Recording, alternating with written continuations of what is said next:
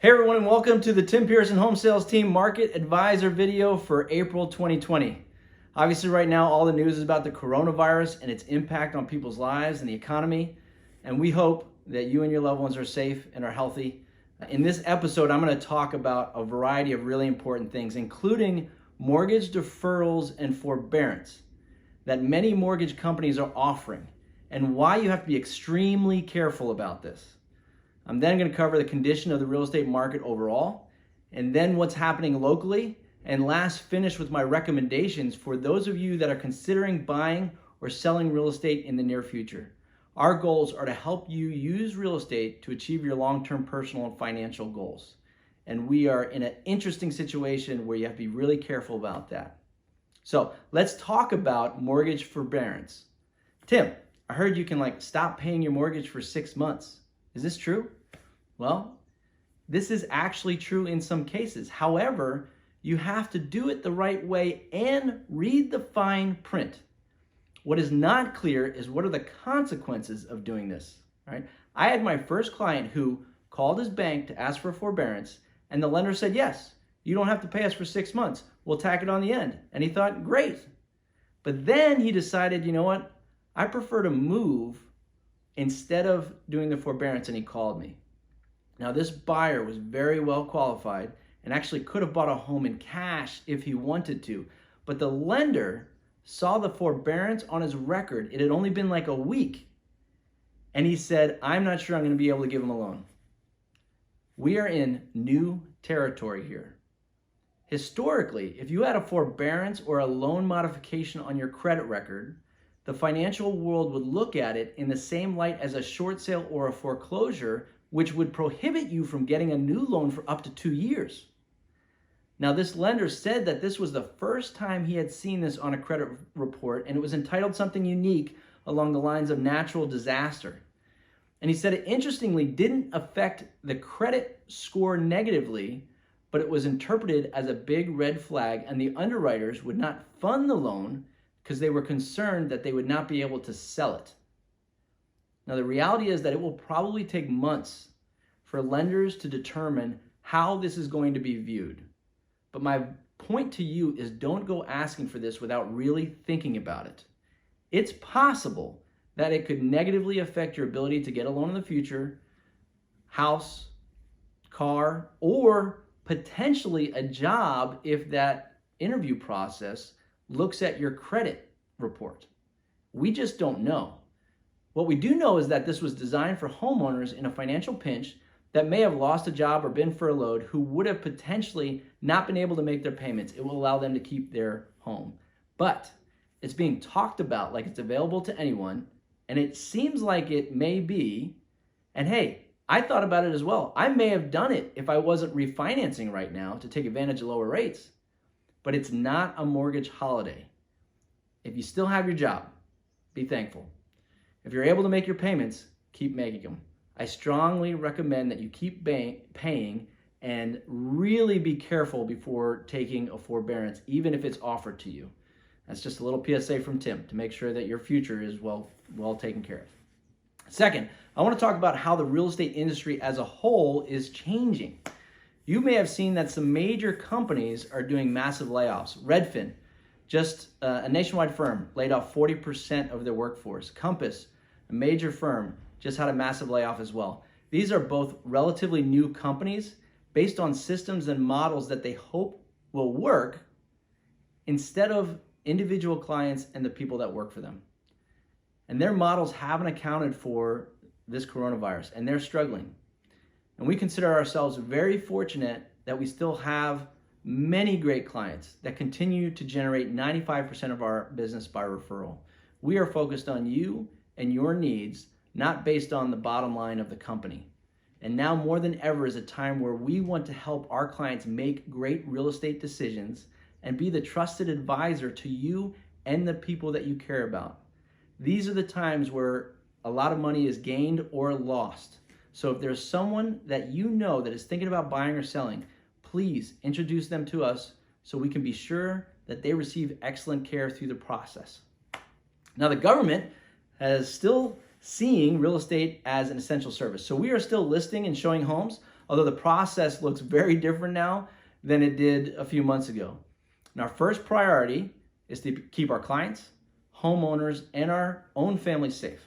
And for our sellers, we're now offering 3D virtual tours on every one of our listings, along with professional photographs, slideshows, and virtual floor plans. We've stepped up our ability to pre-screen buyers who want to tour our listings, and we're focusing every day on keeping sellers healthy with advanced cleaning and social distancing techniques. As a buyer, obviously be prepared to wear a mask and know that you might be asked to remove shoes or wear foot covers when visiting a home. You're going to leave unnecessary items outside the front door, use hand sanitizer and wipes, and refrain from touching anything in a private residence during a showing. And I expect that this will become the norm for a while, even when the quarantine is lifted. So let's take a look at how homes are selling. I want you to look at this chart that shows the trend line for listings throughout about 5 local states. Right at the time the shelter-in-place announcement came, inventory started to drop. We can also see in this chart that showings have dropped by about 50 to 70%. That's showings of homes. Now, throughout the real estate world, listings and sales are down by about 30% during this time, but people are still buying and selling homes. It's true of animals and people. When we get nervous, we tend to freeze and then just wait and see what happens. For people that have the option to wait, they are waiting. That said, not everyone has that option. Leases are coming due and people get job transfers and need to move. And a lot of buyers and sellers we're working with right now are on assignments that are ending and they're being transferred, so they have to buy or sell. We're also finding a fair amount of people living in one-bedroom apartments that are right now super motivated to get a little more space. A great referral for us right now is a couple, maybe with a child in an apartment. Those folks are exceptionally motivated and we love to serve them. What we can't tell right now is who this market is going to benefit. We were in a strong seller's market a few months ago, and statistically we still are, but it has slowed. We're not seeing as many homes fly off the market with massive escalations like we did in February, but it does still happen. We put a great house on the market yesterday. We've had 8 showings in 2 days, and we received 2 above asking price offers within 48 hours. But then we also have some other homes that we thought would be sold by now that are still active.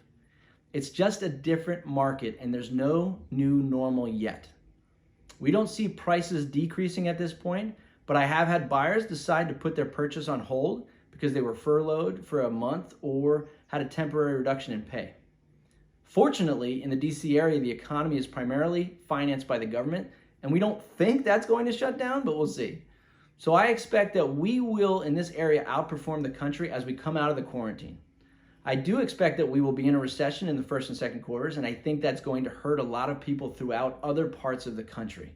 So in residential real estate, in other areas, they may definitely suffer. I also think that commercial real estate could take a big hit as companies learn how to work from home and not need as much office space, and a lot of those retailers can't recover from the loss of business during these months. So what does this mean for you? Well, if you're a buyer in the DC area, I recommend you look aggressively, but be patient. Don't miss out on a good deal, but don't be too anxious. Accept that the buying process is going to look different than it did a few months ago. It's going to be more inconvenient. If you're a seller and your house is vacant or you have another place to go, I would recommend looking at the statistics for your type of home in your neighborhood, the supply and demand, and make a decision based on the statistics for your home. And we can help you with this analysis. That's one of the values that we bring. If you're thinking about selling, give us a call and we'll put a report together for you about whether it makes sense to sell now or wait. Overall, we still have lots of buyers and the inventory is very low. And so that, along with low interest rates, means you are still in the driver's seat, especially if you're thinking you want to take a little time and then put the house on the market this summer. All right. If you're an investor, I would start getting your financing in order to potentially buy some good deals in transitional neighborhoods. I expect that there won't be as many great values in the DC area, but there will be other parts of the country that really are hit hard by this. And we can connect you with a great realtor in other parts of the country. That's one of the services that we offer. We will interview other agents and connect you with a trusted expert in that area. My general opinion is that we still have a lot of pent-up demand, And when the quarantine lifts, we're going to see a lot of buyers and sellers come out quickly. I expect our traditional spring market that usually starts in March and really peaks in May or June is going to be pushed back to start at the end of May and then flow through July, potentially even August. And that will be okay. As always, we are here to serve you. And whatever your particular situation may be, we want to be the people that you look at to give you great advice. So give me a call at 202-800-0800 and we can set up an online video conference to do a consultation.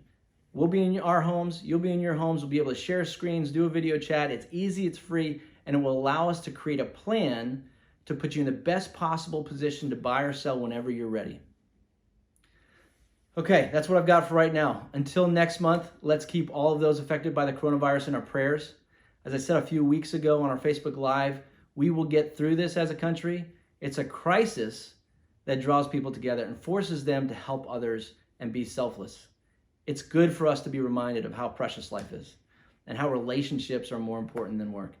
I've been enjoying my time with my family, and we've been surprised how much we haven't missed all the activities that fill our schedule. But we will come through the other side. And until then, we'll take it day by day. We'll follow the advice of experts and continue to connect with one another, even if it might be temporarily over a video call. So stay safe, everyone. We care about you. We're here for you. We'll see you next month unless we hear from you sooner. But if you have any real estate needs or questions, please call us. Thanks. God bless.